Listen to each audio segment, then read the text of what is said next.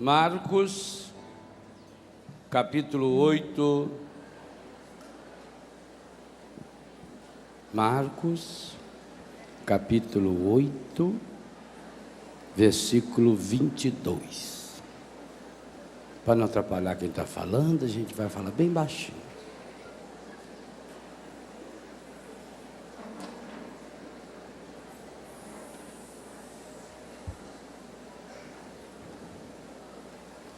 Chegando eles aqui é Jesus e os discípulos.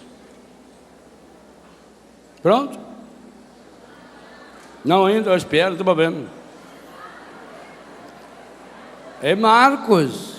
Marcos é depois do Gênesis. Marcos, capítulo 8, versículo 22. Viu? Pronto. Chegando eles a Betsaida, trouxeram-lhe um cego e suplicaram-lhe que o tocasse. Jesus tomou o cego pela mão, levou-o para fora da aldeia, pôs-lhe saliva nos olhos e, impondo-lhe as mãos, perguntou: vês alguma coisa?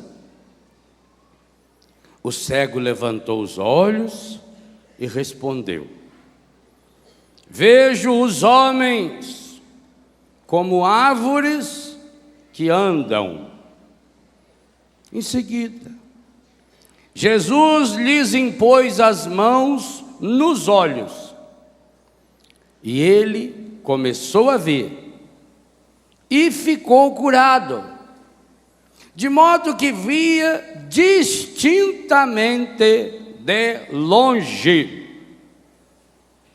e mandou-o para casa, dizendo-lhe: não entres nem mesmo na aldeia. Palavra da salvação.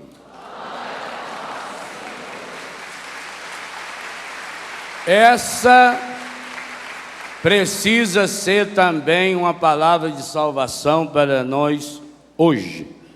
Bom dia. Continue com a sua Bíblia aberta, é espetacular esse texto e também o seu contexto. Esse texto está situado logo depois, vira a página para trás, da segunda multiplicação dos pães. E na saída, indo embora, lá embaixo na página, no versículo 15 do 8, Jesus já deu uma ordem muito importante para os seus discípulos. Ele disse-lhes: abri os olhos e acautelai-vos do fermento dos fariseus e do fermento de Herodes. Então veja o que motivou esse milagre, uma ordem de Jesus. E por que eu digo que é uma ordem? Porque abrir aqui, o verbo está na segunda pessoa do plural. E como não tem S no final, é imperativo. Abrir é ordem.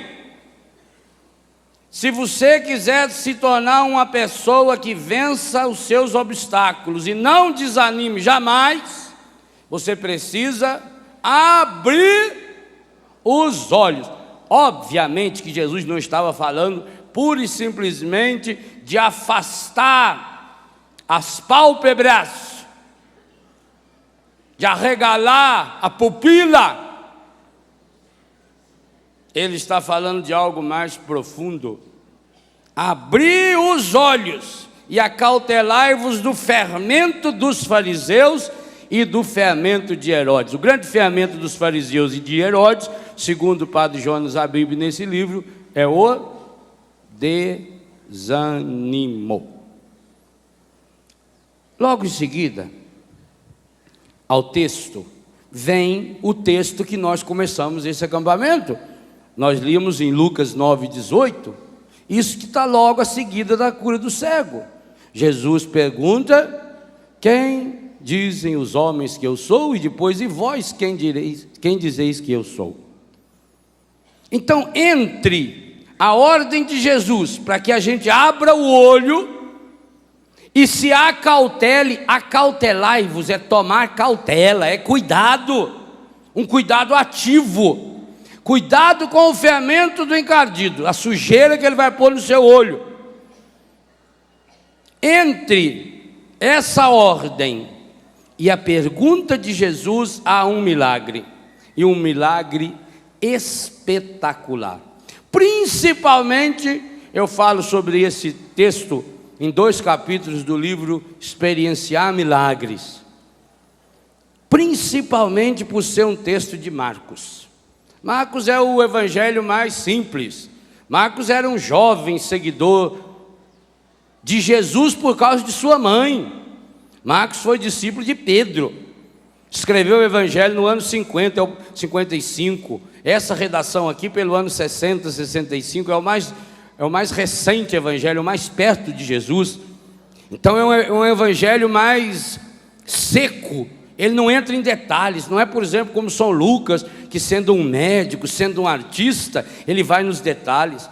Não é, por exemplo, feito São Mateus, que pela experiência que tinha de administrador, um homem que chegou a um posto importante como cobrador de imposto, né? Um homem culto, um homem matemático. Não é, por exemplo, como o Evangelho de São João, que é um grande teólogo, que leva 60 anos para escrever o Evangelho. Marcos é o mais curtinho do Evangelho.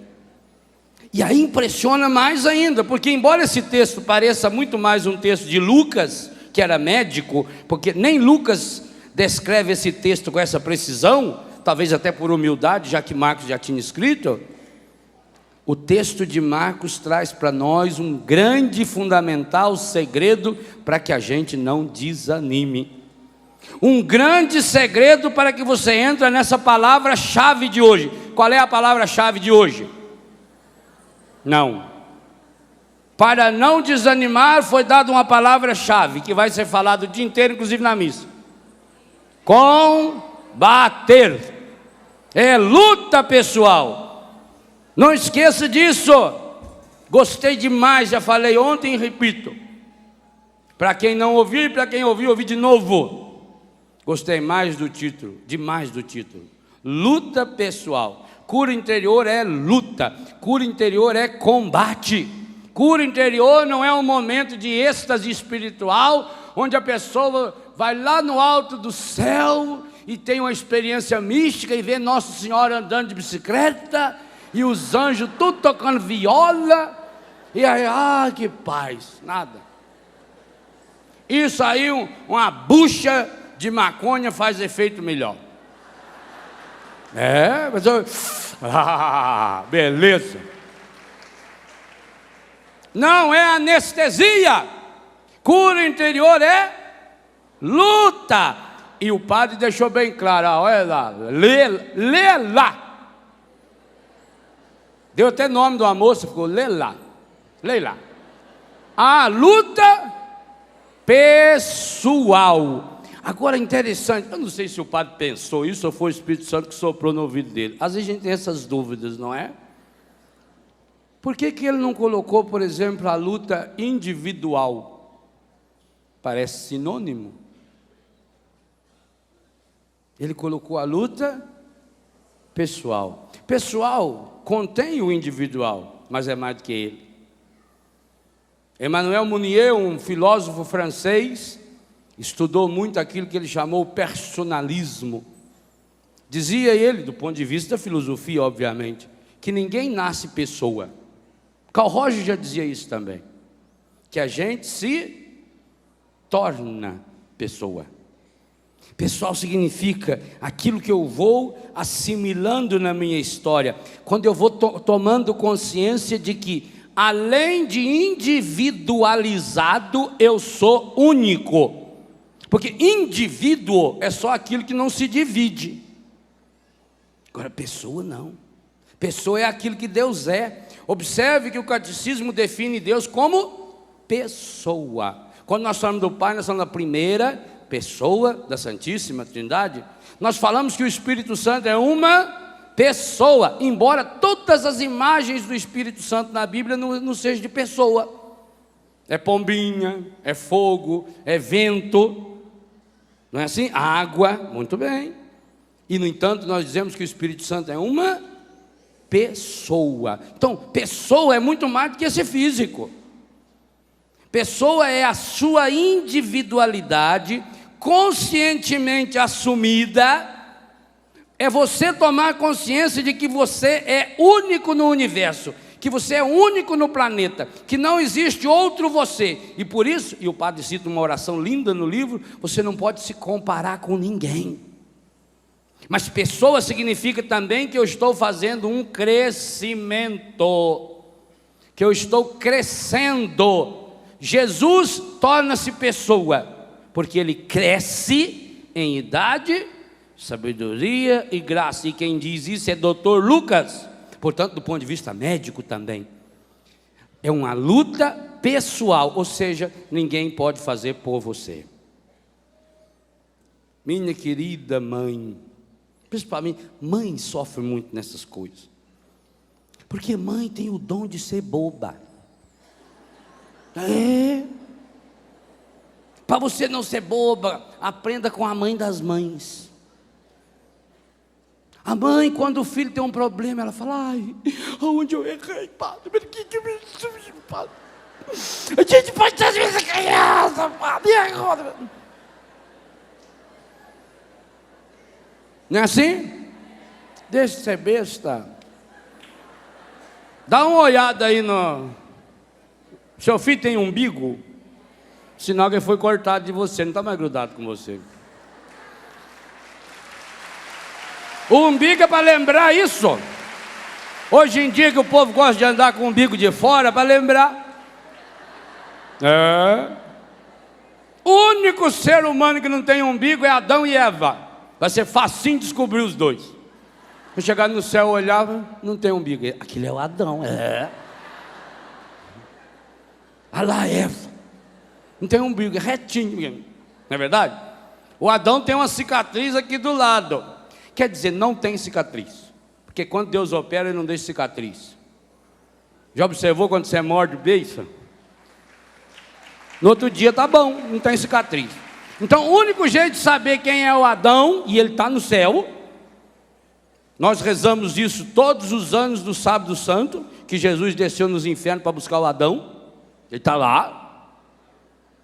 Você vai olhar e falar: aquele lá é o Jesus. Aquele lá é Jesus. Por que eu sei que é Jesus? A mão furada, o lado. E aquele outro tapereiro? É o Adão. Como é que você sabe que é o Adão, rapaz? Não tem placa, não tem crachá. Mas não tem umbigo. Pronto, não tem umbigo, já sabe que é Adão. Não tem umbigo, já sabe que é Eva. Eu tenho uma colega também que não tem umbigo. Ela gastou. Mas do jeito que ela está, é capaz de ela não ir para o céu. Então, vai ser difícil reconhecer ela lá. Muito bem. Tornar-se pessoa significa que cada um precisa assumir a sua luta. Amar não é carregar a pessoa no colo. Deus nos carrega no colo, lembra ontem? Quando a gente não pode andar. Amar é você ensinar a pessoa a caminhar. E claro, lembra quando a senhora estava ensinando o Juninho a caminhar? Com 8 meses, a senhora já queria que ele andasse? Ficar segurando no dedo dele. Aquela fralda enorme, fica com uma bunda que parece uma saúva. Aquilo pesa, a criança... né? E que alegria quando lá por 10, 11 meses de idade ele deu os 4 primeiros passinhos. Oh, nossa, não foi bom? A senhora ensinou ele a andar. Claro, depois que aprendeu a andar, ainda muitas vezes só teve que pegar no colo. Mas não seja boba achando que filho é pedaço da senhora. Ninguém é pedaço de ninguém. Ninguém. Não fica mais sofrendo como a senhora anda sofrendo, porque o seu filho, agora com 25 anos de idade, a senhora ainda chama ele de menino. Está na hora daquele marmanjo safado, sem vergonha, ordinário. Porque mãe, quando chama filho de safado, sem vergonha, ordinário, é carinho. Mãe pode chamar filho de cachorrinho. Pode chamar. Quem que é cachorrinho? É eu? Ah, bom. Não é assim? É para acordar. Então é uma luta pessoal. Cada um vai ter que entrar nessa luta. Eu posso ajudar você, eu posso rezar por você, eu posso levar você uma palavra, eu posso fazer que nem esses amigos do cego fizeram, juntaram um grupo e levaram o cego até Jesus. Mas eu não posso fazer a sua parte. É luta pessoal. Essa luta pessoal, ela tem que ser direcionada, porque senão a gente se torna um Dom Quixote de La Mancha. Lembra da história de Dom Quixote? Que passou a noite inteira lutando contra os moinhos de vento. Às vezes a gente faz isso. Entra numa luta pessoal, num combate feito Dom Quixote, a gente se veste com a armadura de Deus de Efésios 6, mas estamos lutando contra moinho de vento. Deixa de ser besta. Você não pode lutar com aquilo que é. Você tem que canalizar aquilo que é para aquilo que você quer que aquilo seja.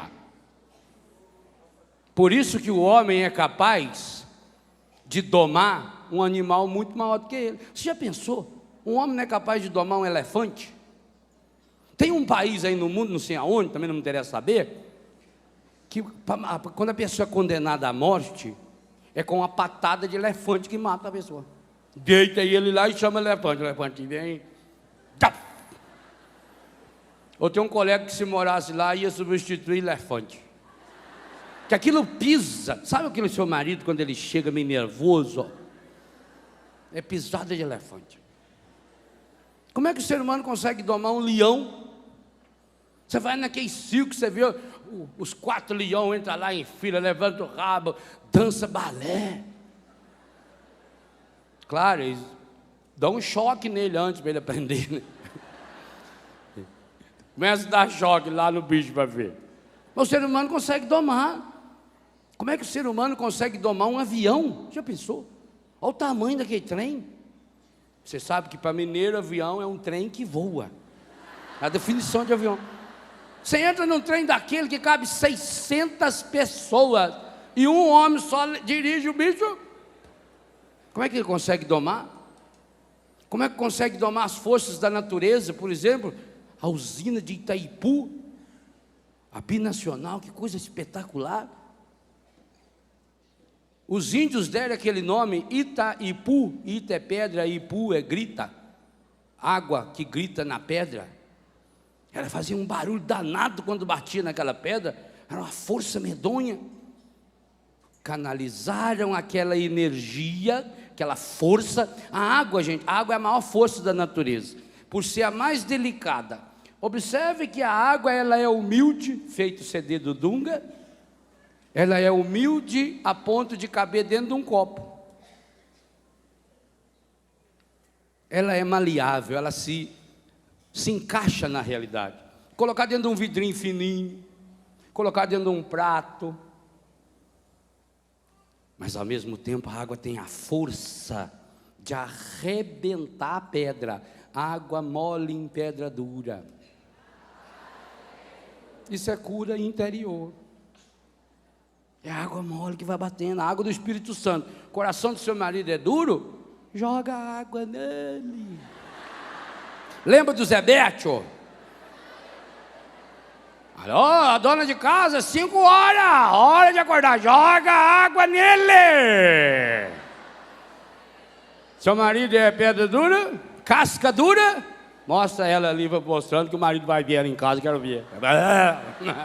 Fala, ei, você vai ver que você chega aqui. Ele está lá no boteco, bebendo cachaça, assistindo lá, né? Não mostra não, meu filho, não faz uma coisa dessa. Senão ele vai matar, coitado. Seu marido é casca dura? Não, o marido da sua vizinha é casca dura. Joga água nele. Mas a água viva do Espírito. Não tem outra água para jogar. É luta pessoal. E aí o pessoal tem esse aspecto de crescimento. Sabe o que acontece? A gente tem medo do sofrimento. Nós homens, então, vide misericórdia. A gente é muito mole para o sofrimento. Se a gente pudesse, até a gente pediria para Deus, não deixa a gente sofrer, não. Né? Mas nenhum de nós passa do outro lado do sofrimento do mesmo jeito que entrou. Nenhum de nós. Depois que você passa pelo sofrimento, você é melhor. O sofrimento nos ajuda. O sofrimento nos personaliza. Nos faz virar gente.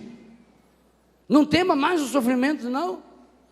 Agora, sabe por que a gente tem medo do sofrimento e não entra nessa luta pessoal para resolver? Eu disse ontem e repito. Alguns problemas da sua vida íntima estão se tornando problemas da sua vida pública. Não é verdade? Tem gente que faz no público aquilo que faz na privada. Na vida privada, eu quero deixar bem claro. É melhor falar correto, porque o português tem essas dificuldades, essas limitações da língua. Tem gente que faz na vida pública aquilo que faz na privada. Na vida, subentende-se. Aquilo que você está na sua vida íntima, que você não lutou ainda, vai tornar-se sua vida pública. Todo mundo vai ficar sabendo. Jesus falou. Aquilo que você faz escondido no quarto, isso é uma lei que tem em Betânia, nossa casa. Em Betânia tem uma lei que eu estou ensinando para eles. Se você não quer que fique sabendo, não faça. Se você não quiser que fique sabendo, não fale, porque fez. Em Betânia hoje nós estamos gastando em média 23 milésimos de segundo depois. Fez uma coisa, 23 milésimos de segundo depois, já está sabendo.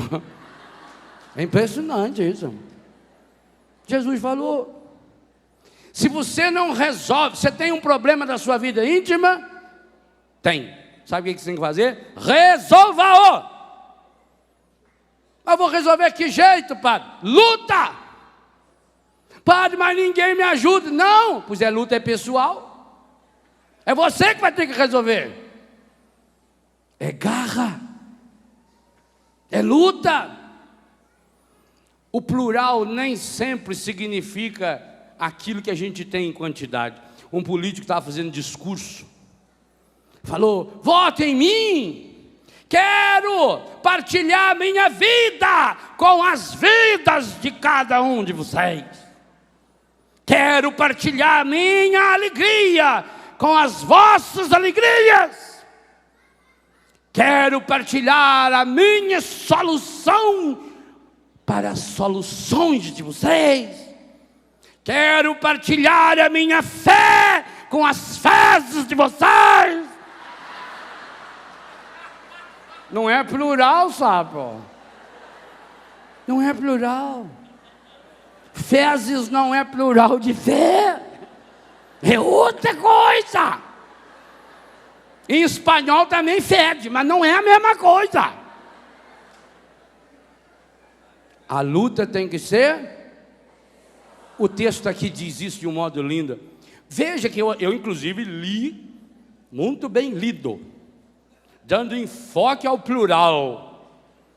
Chegando eles a Betsaida, trouxeram-lhe um cego e suplicaram. Ram quer dizer quem? Eles. É mais que um. É 2 ou 3 ou 4. No mínimo 2, um segurando em cada braço do cego. Suplicaram-lhe que o tocasse. Olha que amigos bacana. A gente sempre devia ter amigos que nos levassem até Jesus. Aliás, eu tenho pedido a Deus, inclusive, uma grande graça: que os meus inimigos me façam um grande favor, me levem até Jesus.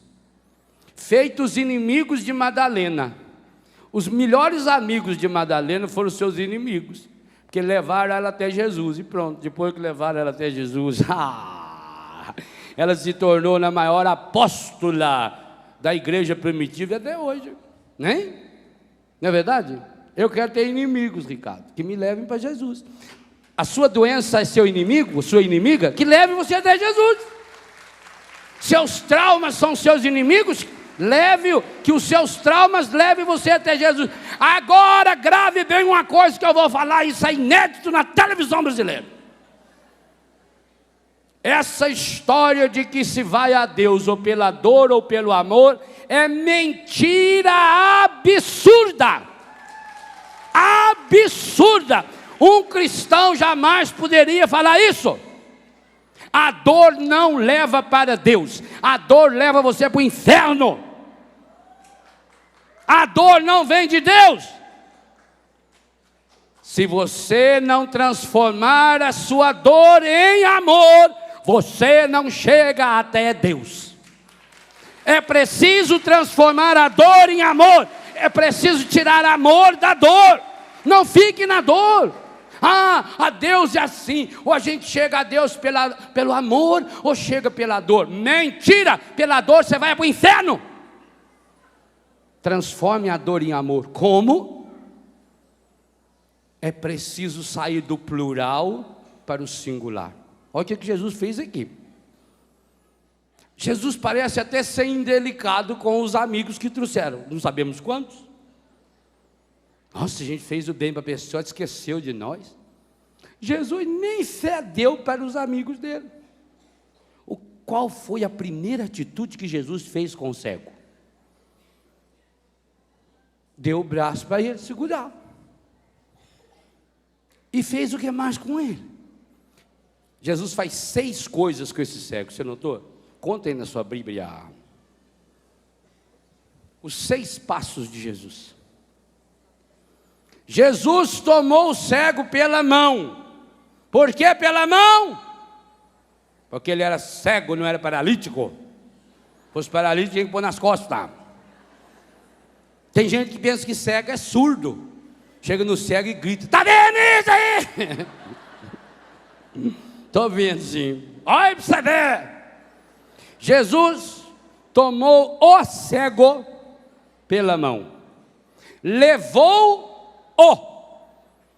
Antes era lhes. Não, suplicaram. Trouxeram. Jesus largou os amigos do cego. Ficou lá com a turminha dele. Ficou com os discípulos, que Jesus estava junto com a turma também. É um outro aspecto bonito isso aqui. Jesus não estava sozinho. Chegando eles quem? Jesus, Pedro, Tiago, João, Bartolomeu, Judas. A Betsaida. Trouxeram os amigos, parentes, avó, bisavó. Vó é muito bom para essas coisas. Vó fica rezando, né? Jesus tomou o cego pela mão. Conta aí, primeira coisa. Segunda, levou-o para fora. Jesus não ficou ali no tumulto. Gente, a renovação carismática católica e os nossos grandes encontros ou descubram esse segredo ou vão parar de ter milagre.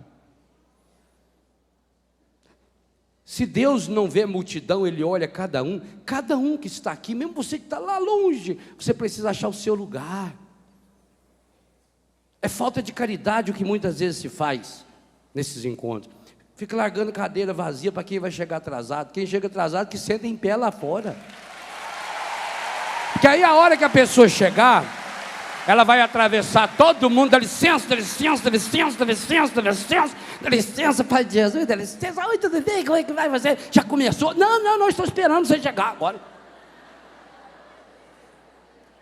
E aí fica esse furdunço, fica essa barulheira. Você não consegue fazer uma oração.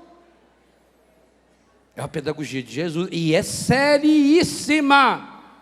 Seríssima. Não é brincadeira não. Jesus tomou o cego pela mão, levou-o para... Ou seja, Jesus levou num lugar à parte. Lembra do que eu falava na missa de abertura? Estando eles a sós a rezar, é intimidade. Olha esse cochicho aí, é intimidade. Levou-o para fora, não ficou ali no meio da turma. Se você não tiver um encontro pessoal com Jesus aqui, meu irmão, minha irmã, e aí tem uma coisa, o grande grupo precisa me ajudar, porque eu vou sendo contagiado pela fé um do outro, pela alegria do outro, e isso que vai sendo de externo, eu preciso e você precisa, nós precisamos dos grandes encontros, nós precisamos que milhares e milhares de pessoas comecem a frequentar. Aliás, no Rincão Novo vai caber quantas vezes mais de gente, porque aquela é uma obra fenomenal, estupenda. Ontem eu passei lá dentro e fiquei abismado, é lindo. Então nós precisamos trazer muitas pessoas. Agora, nós precisamos trazer a multidão, precisamos das pessoas para cantar conosco, para rezar conosco, só que precisamos criar momentos em que, mesmo estando no meio de 20, 30, 40, 50 mil pessoas, eu tenho um encontro pessoal com o Senhor.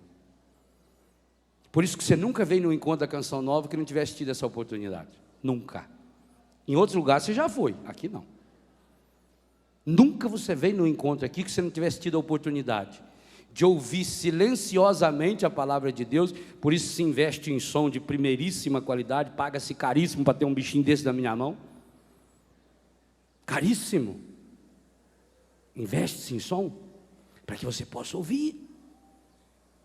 E a segunda coisa, que nunca que você venha a Canção Nova no encontro, você fica sem a oportunidade de estar pessoalmente com Jesus, pela confissão e pela Eucaristia.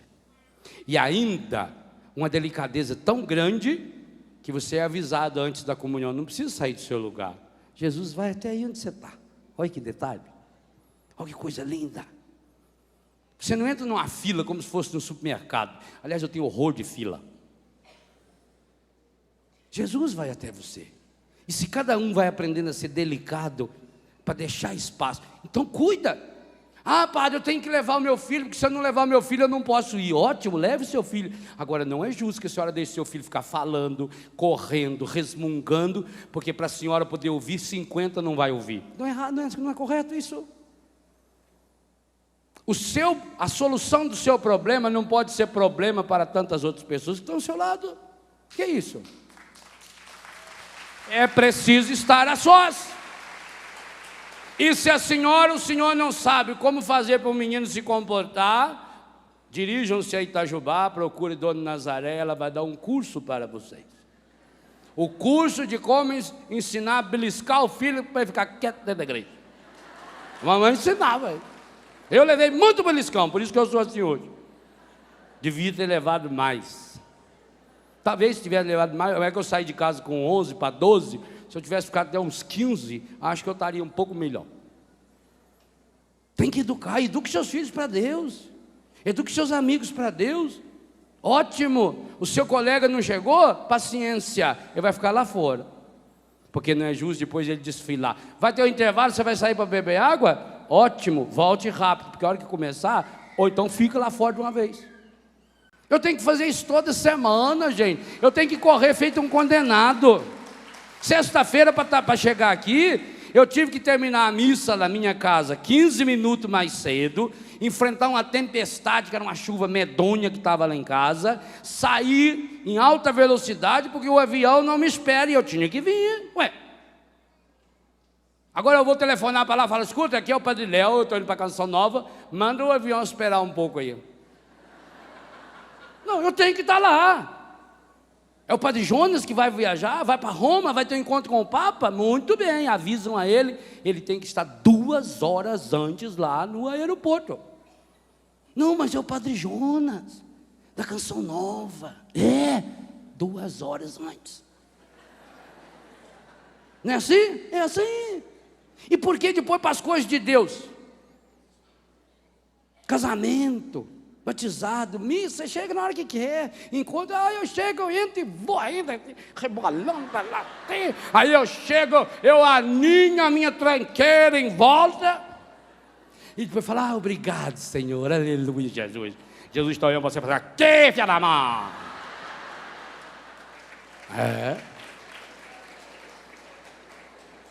Jesus não se deixa levar pelo grupismo, porque senão não tem milagre. E até por que tem que ficar sós com ele? Porque ele vai fazer perguntas. Olha, gente, eu contei, agora eu esqueci quanto já deu, mas eu tenho marcado lá em casa. Nos 4 evangelhos, Jesus fez mais de 280 perguntas. Por que Jesus pergunta tanto? O que é perguntar? Perguntar é você querer saber as coisas do ponto de vista do outro. Aí veio a definição da palavra inteligência. Inteligente vem do latim intus legere. Significa ler aquilo que está lá no íntimo, na intimidade, no profundo. Intus legere, ler o profundo, ler aquilo que está mais íntimo. E eu só consigo ler se eu pergunto para a pessoa. Quando eu não tenho inteligência nem emocional, nem intelectual e nem espiritual, eu olho para a pessoa e leio do jeito que eu acho que é. Por isso Jesus falou, abriu os olhos. Cuidado com o fermento dos fariseus, cuidado com o fermento do Herodes, cuidado com o fermento da rede fulana, da rede bobo de televisão. Cuidado. Cuidado com essas visões dessas novelas, cuidado. Porque isso está transformando você numa pessoa tapada. Você não consegue enxergar um palmo à frente do seu nariz. Tomara que os seus amigos ou inimigos levem você até Jesus. E quando levarem você até Jesus, quando a excursão trouxe você para a Canção Nova, você veio com 30, 40, vocês vieram cantando, vieram rezando muito bem. Só que aqui você terá que ter o seu encontro pessoal, luta pessoal, o encontro pessoal com Jesus, não é por osmose. Osmose é uma palavra para dizer que se você encostar numa pessoa, você passa o que você tem para ela. Por exemplo, eu tenho sarna, então aqui eu vou passando o meu dedo nele, eu passo sarna para ele. Eu tenho piolho, então eu, meu irmão, o Senhor ama você, aleluia, irmão. Passei piolho para ele. Cura interior não se pega por contaminação. É luta pessoal. Você contagia as pessoas, mas não contamina. Contaminar é o que não presta. Você consegue passar para o outro assim o que não presta. Fedor, doença venérea, piolho, purga, seborreia, sarna, tuberculose, gripe, mas cura interior não. E sabe o que é interessante? Quando a pessoa entrou nessa luta pessoal para resolver os seus problemas da vida íntima, nem quando alguém tem essas coisas passa para a pessoa. Se você está com a sua imunidade elevada, pode ter 600 pessoas resfriadas do seu lado, você não pega. É o contrário.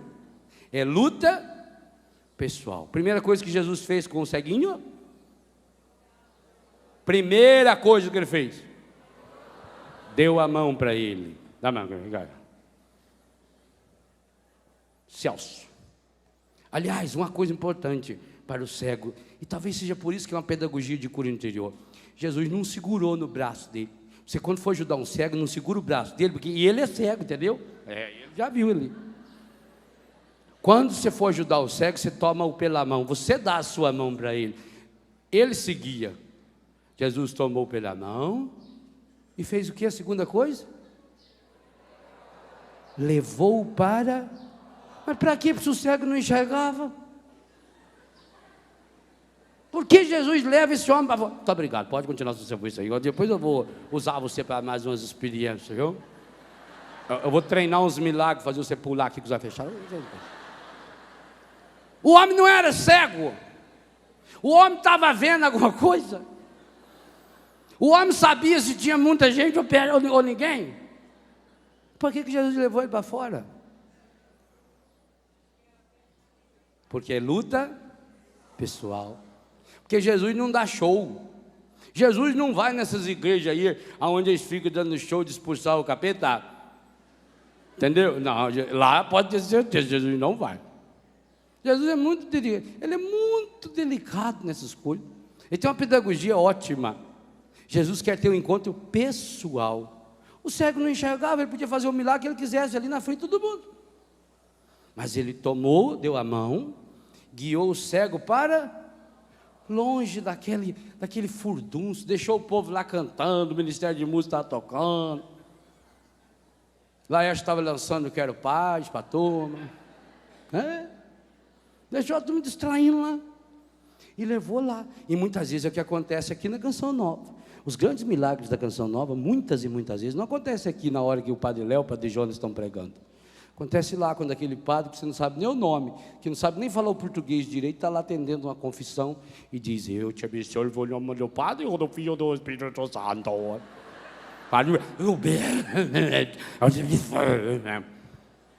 É lá.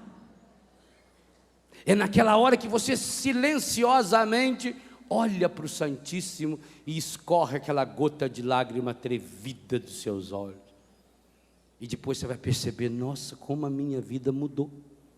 Ontem nós recebemos um testemunho por telefone aí durante a oração, lindíssimo, de uma moça muito bonita, mas que não aceitava ser mulher, que se vestia de homem, 8 anos, e que foi na casa de uns colegas dela, ou colega, não falou ali, que colega é uma palavra que serve para aquilo que você quis dizer, tanto é mulher como é homem, estava vestida de homem lá, e por acaso, ligaram a televisão na Canção Nova lá,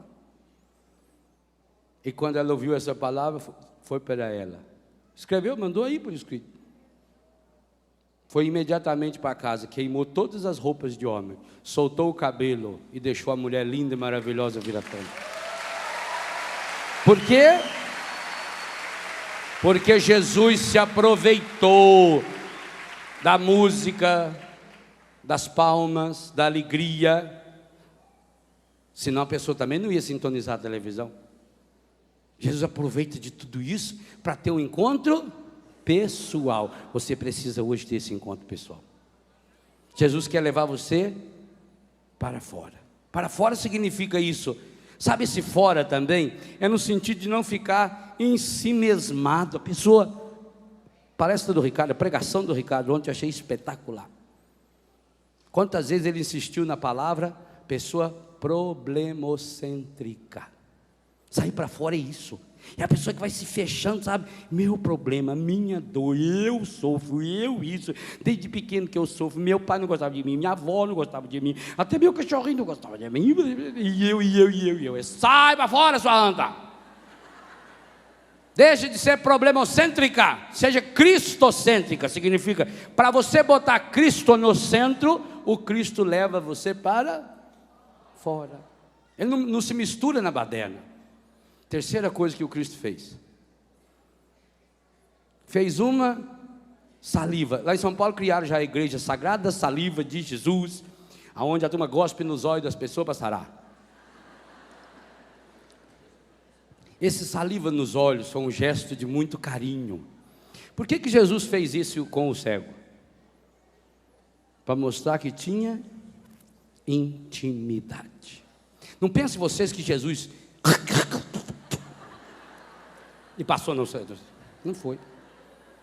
Jesus, delicadamente, como você pai e mãe já fez, como você marido e mulher já fez, namorado já fez, ou amigo já fez, passou o dedo assim, porque o cego com aquela remela grudada, aquilo, não fica? Ele passou assim, ó, suavemente, passou no zoinho dele. Jesus não tem nojo de você, da sua sujeira. Jesus tem, até a saliva de Jesus é para limpar a sua sujeira. Hoje se sabe que a saliva é imunológica. Se você tiver um cachorrinho, cortar o seu dedo, dá para o cachorrinho lamber.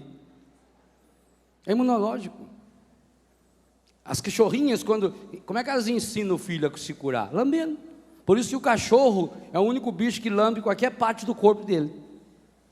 Ele lambe porque ele alcança, senão ele não lambia. Como é que ele lambeu o pé? Não tem jeito. Entendeu? Eu conheço uma senhora que ela é capaz de lamber até uns 3 quilômetros de distância. Que ô língua, misericórdia. Impressionante. Aquilo é uma espada de 2 legumes. Corta tudo, entendeu?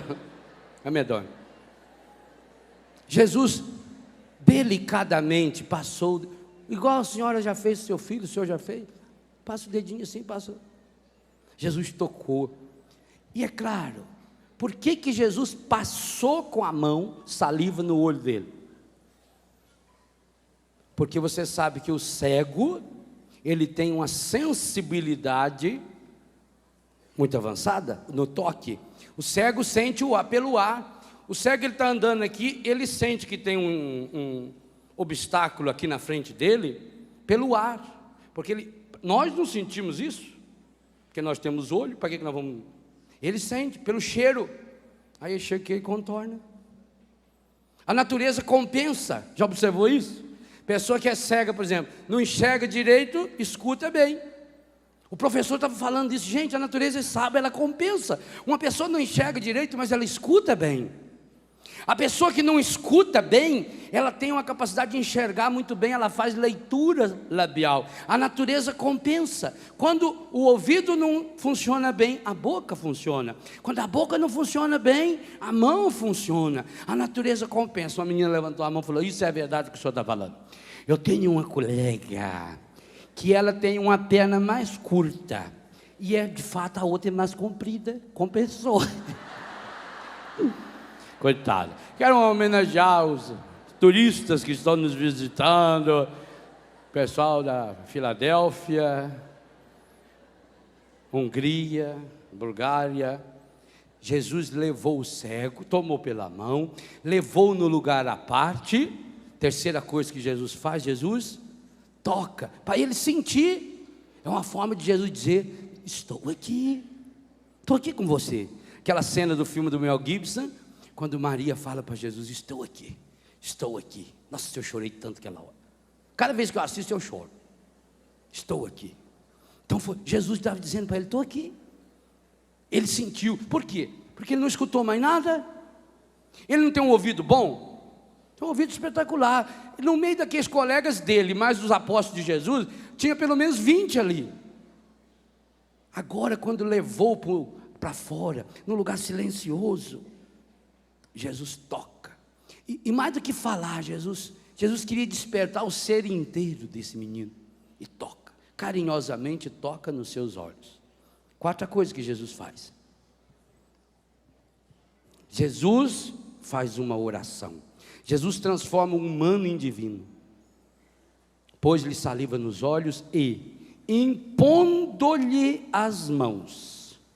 Interessante o gerúndio nesse verbo impor. Impondo-lhe as mãos significa que pôs mais do que uma vez. Jesus foi tocando nesse cego. Ele não pôs a mão assim, ficou lá. Jesus foi tocando suavemente, impondo-lhe as mãos. Quinta coisa. Perguntou-lhe. Sexta coisa. Primeira, tomou o cego. Segundo, levou para fora. Terceiro, saliva. Quarto, impondo as mãos. Quinta, perguntou-lhe: vês alguma coisa? Observe a pergunta de Jesus. Jesus não perguntou no infinitivo. Jesus não fez uma pergunta indefinida. Jesus não perguntou para ele: você está vendo? Se Jesus tivesse perguntado para ele: você está vendo? A resposta dele era o quê? Estou. Então tchau. Jesus perguntou: o que você está vendo? Vês alguma coisa? É definido. A pergunta de Jesus podia ser assim também: como você está vendo?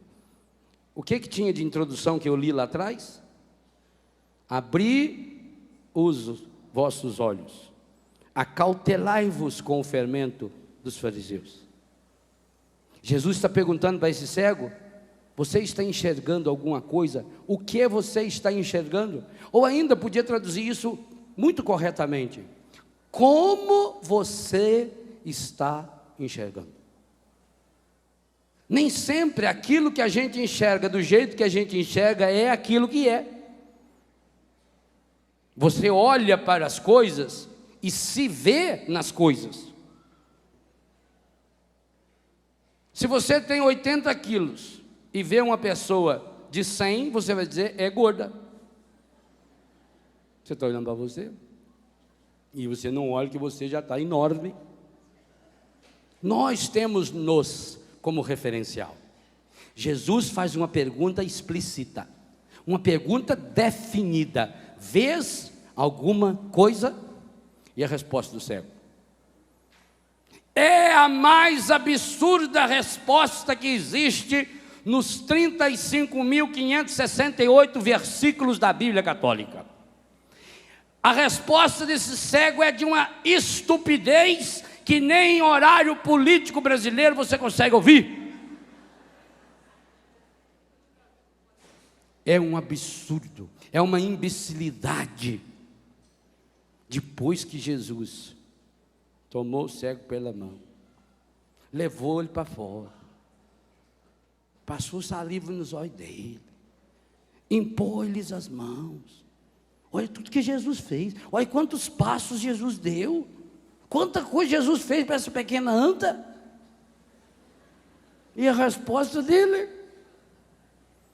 lê aí na sua Bíblia o que está escrito, para não dizer que eu estou inventando, porque isso aqui era um texto próprio para eu ter escrito.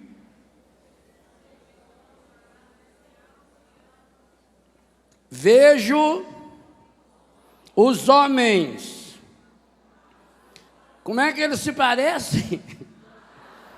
Árvores que andam. Gente, alguma vez na sua vida você já viu uma árvore andar? Como é que esse cego foi comparado desse jeito? Que comparação absurda! Eu acho que esse cego estava mal informado. Eu acho que lá na casa dele, a mãe dele não sabia o nome das coisas, mostrou um cavalo para ele, falou que é árvore. Deve ser. Porque uma árvore, não, por mais que feia que seja uma pessoa, eu conheci um rapaz que o cabelo dele parecia a copa de uma figueira, aquilo é uma coisa enorme.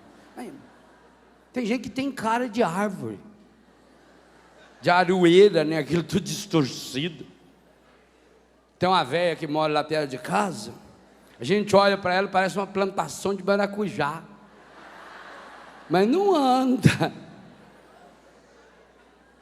Eu estou ficando quase com uma paineira aí, ó, branquinho, mas não anda.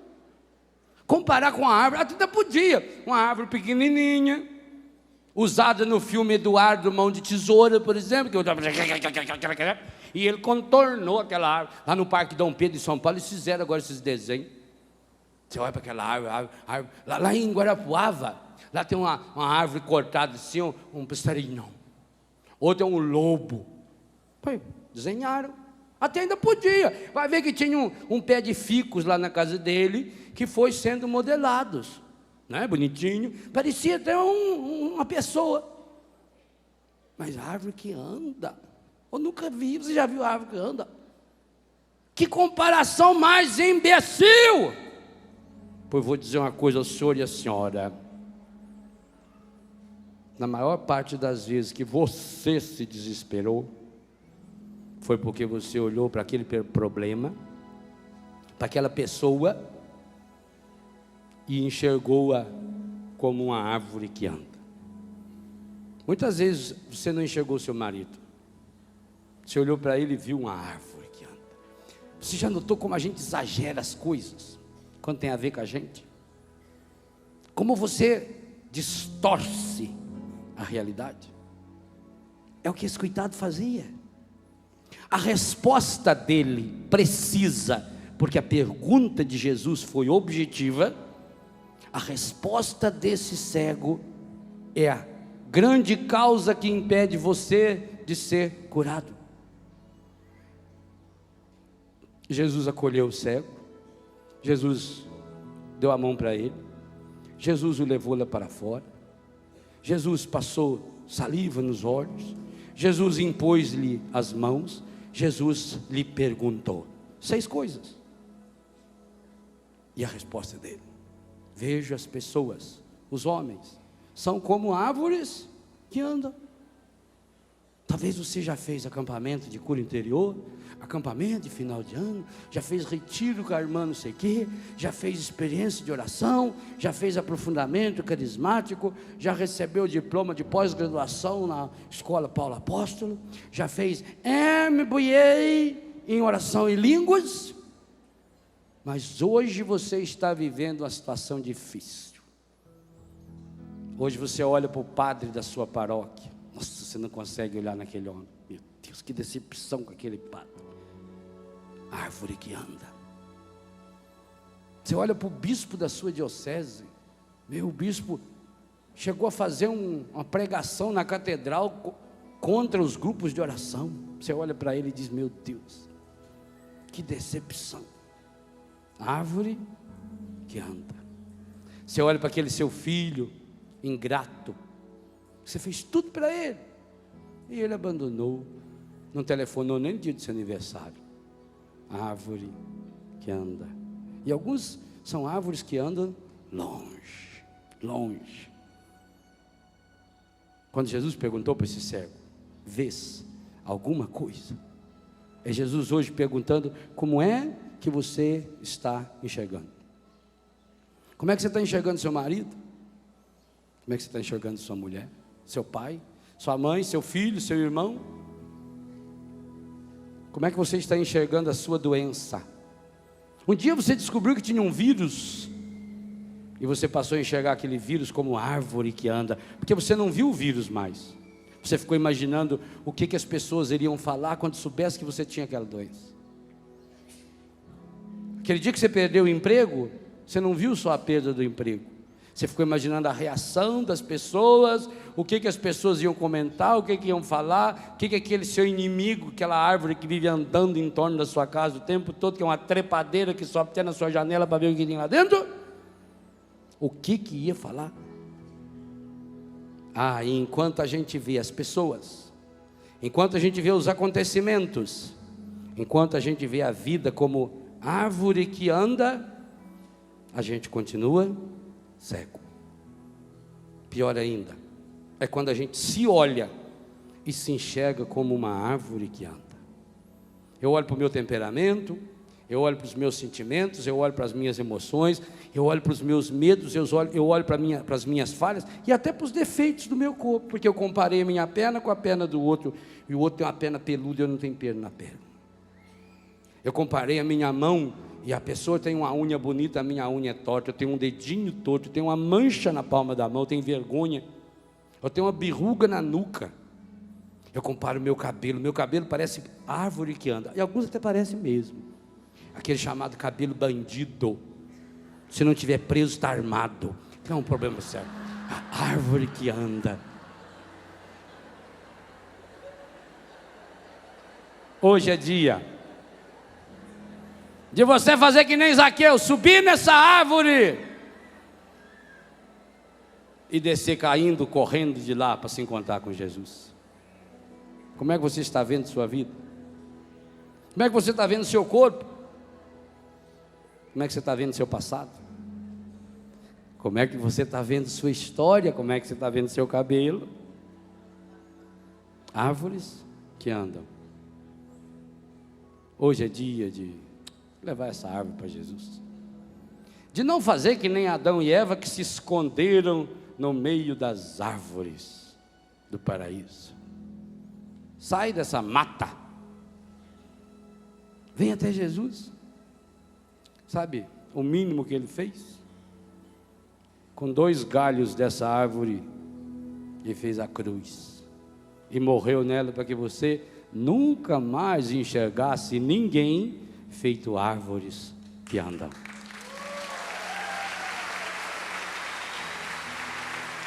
Olha para você, feche os seus olhos, respire um pouquinho. Sinta Jesus agora passando carinhosa e delicadamente suas mãos, seu dedo no seu olho. Sinta. Eu queria muito que hoje você pudesse dizer: eu vi o Senhor.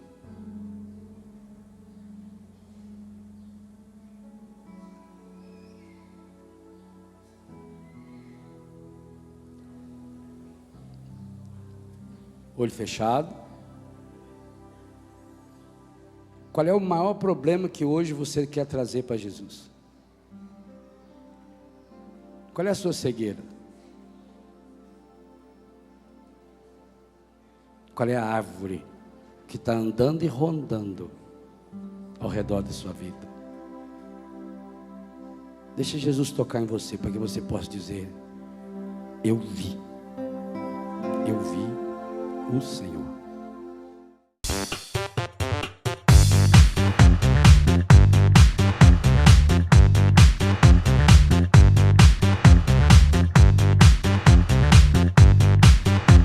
CançãoNovaPlay.com. Assine já!